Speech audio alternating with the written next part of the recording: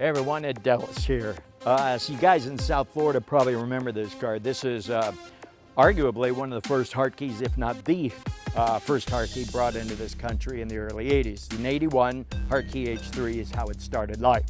Jeff Wasserman owned it, and he loaned it to me one day at West Palm Beach Speedway. It was my first FTD. In 1996, I picked up a partner with this car, and we threw a lot of money at this to make it more competitive. So the Hartge 2.3 liter motor came out. However, the nice close ratio transmission with that racing H with first down here, and then that once you leave the pit, you're in a standard H, that's retained. I believe it has a 345 limited slip, and the quick ratio steering is 3 turns lock to lock. I love that. Stock is 4, so it's a little bit quicker ratio. It's been bump steered in the front, and if you also look, it's got a set of Wilwoods in it. All 4, all the way around the same, with a brake bias in the front. So if it starts to rain, you're transferring less weight, you can throw some bias to the rear. It's scaled at Watkins Glen with the American bumpers at 2350. So call it probably 2300. We're right around the 250, 260 range of the crank. Just enough to have fun, but not too much where it's gonna scare the hell out of you. This car is, without question, the most fun car to drive.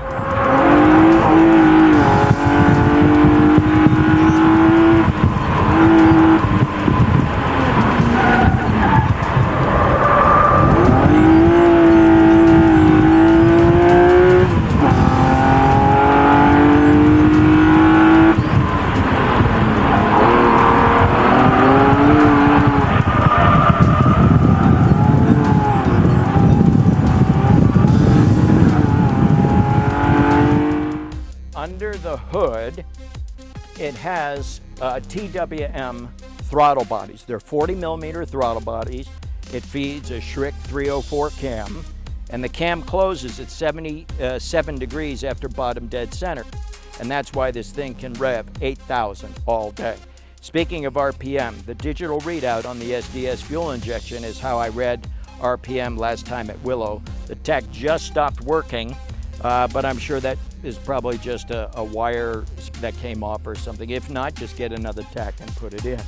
Alternator is fresh, radiator is fresh. The sticker on the fuse box shows that 312 miles ago, the the timing belt was replaced. Fan belt probably replaced when the alternator went on. And for lighting, I love the high beams. These are the Cat's pencil beams. I believe it's a 12-degree pencil beam. You could see forever at night with them. And of course, the standard European pattern on the low beams.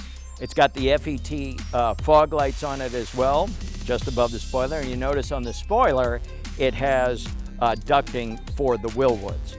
It's been bump steered in the front. It's been shimmed with rod ends, and the rear has an adjustable sway bar. I believe that was a Hartge part, and the front as well.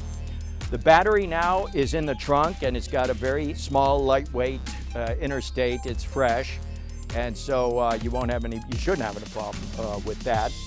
We talked about the bumpers. Sunroof still works. It's got the auto power roll bar, and me being the steering wheel guy, I can go ahead and make whatever steering wheel custom fit to you if you want. It's got the custom moldable shifter, and again we talked about the racing age pattern, and the digital readout on the SDS system is how we're reading RPM. It's got 139,412 miles on it. The motor, I would say, is probably less than 20,000 miles. I don't know. I don't think I recorded it when I built it. But the motor, I mean, this thing is used once a year now. It comes out here to California once a year from Ohio, which is where it's registered, in Ohio. The Hartge gauges are in it. We have the oxygen sensor, oil temperature reading off the drain plug, and oil pressure. Beautiful oil pressure. We use, of course, a 2050 in it, synthetic right now. Hartge valve cover, Schrick 304 cam, I mentioned that. TWM throttle bodies, 40mm. This thing has no problem breathing. It's a crank-fired ignition. You notice it has a distributor though. That's because the crank firing, which is programmable inside the car, is just merely told which cylinder gets the spark by the distributor. The distributor is basically gutted. Hartge headers have been jet hot coated. I love that because you can just jump underneath the hood and work on it right away without fear of getting burned. That was actually a pretty sweet modification. Got a puke tank in there for breathing, so you probably want to drain that. I don't think you have to do it every session, depending on if it's a lot of right-hand turns, because the breather's up on the left side of the valve cover, so if you're making right turns, it might have a tendency to fill. Dead pedal put in there, and the carpeting is quickly removable. That's one thing about the One Lap of America is you got to get to the track and instantly make the car competitive. So we put the passenger seat on pins. Yes, the passenger seat, you pop out 4 pins, take it out. Something of this year has a little bit of rust here, a little bit here on both sides, and this panel on this side has a little bit of rust here. I did push in this side. It was all pulled straight. Exhaust system, we have the Cherry Bomb turbo mufflers on here. Everybody says this thing sounds like a small block Chevy, which of course I happen to love. But this thing, the exhaust system is really tight. Faux hot rear spoiler, it's a nice unit. It's the Cat's headlights, FET on the fogs. I think that's it.